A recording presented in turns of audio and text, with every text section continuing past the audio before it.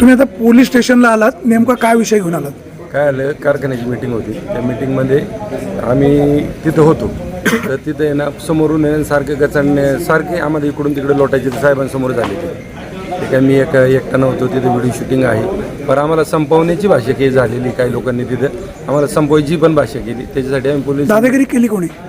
ती दादागिरी आता ती बरीच होती. या कोणाकोणाची नावं सांगायची नाव माहीत नाही. नाही, बरं नाही, लय जण होते तिथे. त्याच्यामुळं आणि परत संपवायची भाषा केलेली. तुमची मागणी काय, तक्रार काय? आता काय नाही रे सर, त्यांनी ना व्हिडिओ शूटिंग पाहावा साहेबांनी. कोणी दमबाजी केली ते त्याच्यात येईनच नाही. तुम्ही भीमाशंकरच्या वार्षिक सभेला पहिल्यांदाच आलात? नाही, मी जवळजवळ 10 वर्ष झाली येतोय. यापूर्वीच्या सभा कशा व्हायच्या? आज एकदम खेळमेळीच्या वातावरणात होतं. आज काय झालं काय माहीत नाही, पण त्यांनी सगळा प्लॅन. टाळी एका हाताने वाजत नाही. दोन्हीकडनं पण तयारी होती? दोन्हीकडून नव्हती. आमच्याकडून तयारी असते तर मग तयारी नव्हती आमच्याकडून, त्यांच्याकडूनच तयारी होती. आता तुम्ही साहेब लोकांना त्यांना विचारा ना कोणी. आमच्याकडून काही तयारीच नव्हती आणि ना काही तयारी करायचीच काय. आम्हाला काय, आम्हाला फक्त देवदत्त निकम साहेबांना त्यांनी एवढं काय राडा व्हायची गरज नव्हती. देवदत्त निकम साहेब बोलले असते, विषय संपला असता. बरं ठीक आहे, साहेबांचा एक मुद्दा पटला नसता त्यांना, तर साहेबांनी तो खोडून काढायचा होता. काही एवढा राडा करायची काही गरजच नव्हती. पण यांनी ठरवून केलेला सगळा हा हे आजचा झालेला प्रकार विधानसभेच्या निवडणुकीची नांदी समजायची? 100% त्यांचं 15% मतदान कमी होणार. ह्याच्या वातावरणाने 15% मतदान त्यांचं कमी होणार. म्हणजे ह्या गोंधळाला फक्त तेच जबाबदार, तुम्ही नाही? आम्ही काही केलंच नाही जबाबदार. ते सांगतील ना साहेब लोक, आम्ही जर काही गोंधळ केलाय.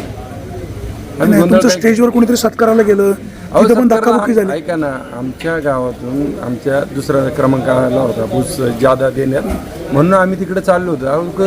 प्रत्येक जण धाव येईल. आज आहे ना तिथं आता बरेच जण होते, त्यांना आहे ना त्यांच्यासाठी पण आम्ही काहीतरी केलेलं आहे.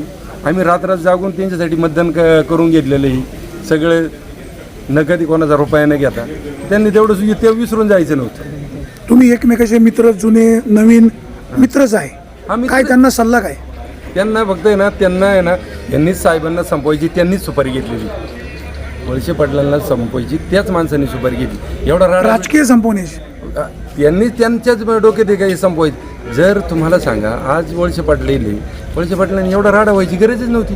वळसे पाटलांनी सुद्धा ते ऐकत नव्हते. आता तुम्ही पाहिलं किती वेळा साहेबांनी सांगितलं अरे हे नका करू, नाही, त्यांनीच त्यांचं लावून धरलं. आणि काय हसत होते आणि काय दात काढीत होते, काही नाही. तुम्ही सांगा, त्यांनीच वळसे पाटलांची आज आहे ना कमीत कमी 15% मतदान त्यांनी केलं. आता पोलिसांकडून काय अपेक्षा? पोलिसांनी काय नाही, रिसर काय असेल त्यांनी चौकशी करावी आणि मग गुन्हा दाखल करावा. आमचं काय त्याच्यात हे नाही. तुम्हाला काय सांगायचं? तेच सांगितलं, मानसिंग पाचनकरांना पोलीस प्रशासन तुम्ही मगाशी बोलले. सांगितलं, पण पुन्हा माझी तीच मागणी आहे. या माणसांनी सभासद नसताना, त्याचा ऊसाचं काही नसताना देखील सभासदांनी एक वेळेस आम्हाला बोलले असते चाललं असतं. अहवाल वडतान करणे, छेडछाड करणे, ही गुंडगिरी त्यांनी रांजणगावमध्ये करावी.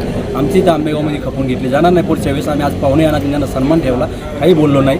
पण परत असं होता कामा नये आणि सहकारमध्ये त्यांनी कडक भाषेत समज द्यावी. पुन्हा अशी गुंड कारखाना स्थळावा आपल्या भागात आणता का नाही. आणि त्यांनी कधी आमच्या आता भागात कार्यक्रमाला यावं, मग त्याला आम्ही सांगू आमच्या आंबेगावकर जायचं कसं आहे आणि त्याला अटक करण्यात यावी. कोणी कायदा हातामध्ये घेऊ नका अशी आमची विनंती. ठीक आहे ना, आम्ही तुमच्या सन्मानाला किंवा विनंतीला मान देऊ, पण पोलीस प्रशासन समोर घडलेले त्यांनी व्हिडिओ चेक करावा आणि त्यांनी बघा प्रत्येक वेळ काय केलं. आमच्या मित्रपरिवार देखील त्यांनी दाखवली केली, घाचा केली, काही त्याचा अधिकार नव्हत्या माणसाचा. तो ऊस नाही, काही नाही, काय नाही. त्यांनी त्याची भाईगिरी रांजणगाव करावी. हां.